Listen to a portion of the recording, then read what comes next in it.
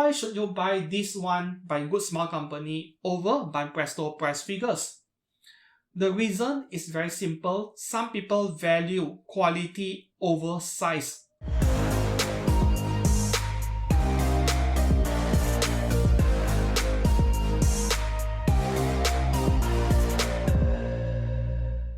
Hello and welcome to X-Kurgane Blog and Photography. I'm Steven and today I have my third consecutive Good Smile Company Pop-Up Parade Series figure review. This time around featuring Uraraka Ochaco from Boku Hero Academia, but this one is the battle suit version, the hero costume version. I'm not very familiar with Boku Hero Academia because I almost never watch shonen anime. Yeah, not Bleach, not Naruto, not One Piece, Jujutsu Kaisen, none of that. I don't watch any of that. Of course, there are exceptions like Kime Yaiba, I did watch. Twin Star Exorcist, I watched it, I finished it. Yeah, so Sei no Omyuzi in Japanese. There are some small exceptions, but in general, I don't watch shonen. And then when it comes to this specific character, this specific figure, there are other options in the figure market. In fact, most of them are price figures coming from Banpresto and so on, and they are a lot more affordable than this one, yet larger and taller in terms of scale.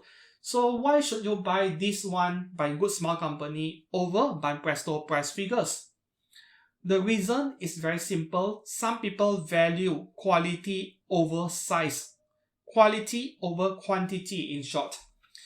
With Banpresto price figures or any other brand price figures as well, the paint job will not be up to par as what you see with these Good Smile Pop-Up Parade Series figures. And the seam lines, the sculpt, they are not as refined as well. So you should not be judging figure based on the size alone. So is this figure of Uraraka Ochaco worth double the price of a price figure? But at under 4,000 Japanese yen, under 40 US dollars, this is still a value purchase, a very low cost figure compared to more expensive and more proper scale figures out there. Her box looks like this, and it is exactly the same as other Pop-Up Parade Series figures, except for the size and the labels within the box.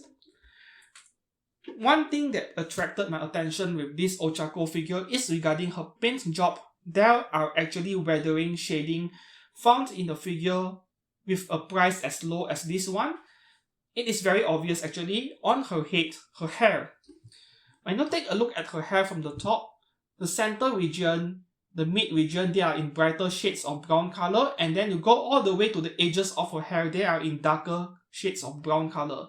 This is what we call weathering or shading, and to see that in a figure under 4,000 Japanese yen is something of a pleasant surprise because you will never see this in price figures.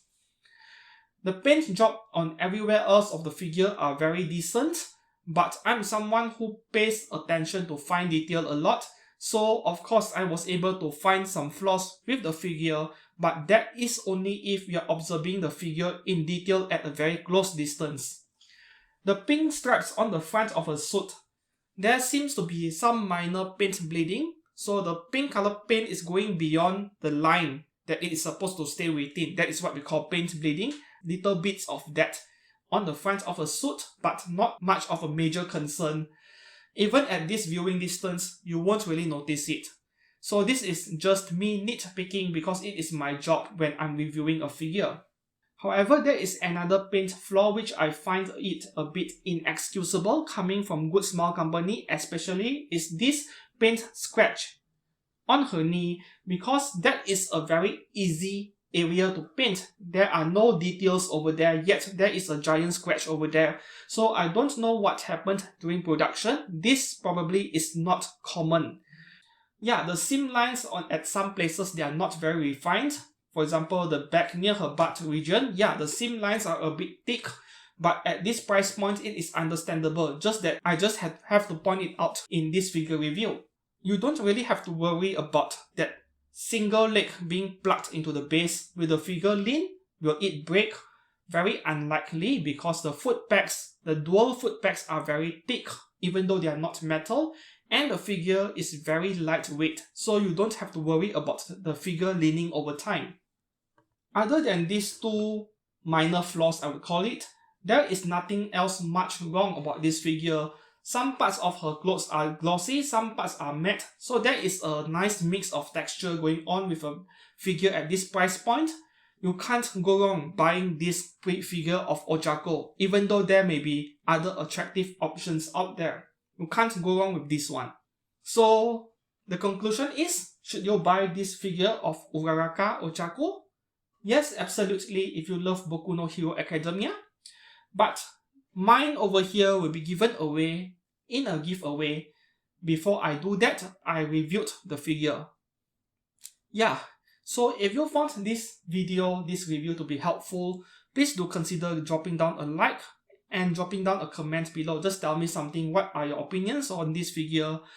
And if you do have any questions, I will answer you as quickly as I can.